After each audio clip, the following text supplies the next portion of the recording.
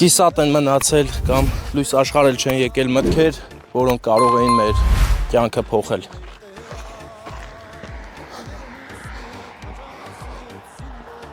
Անան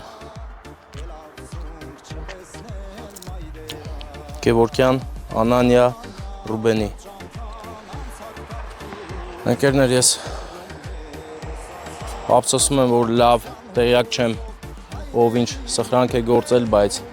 մի բան հաստատ է, որ մեր տղաները չեն խնայել իրենց կյանքը եւ հանուն հայրենիքի մարտնչել են ոսոխի դեմ։ Սա մեզ միևնույն ժամանակ հպարտություն է տալիս եւ թախից։ Հպարտություն, որ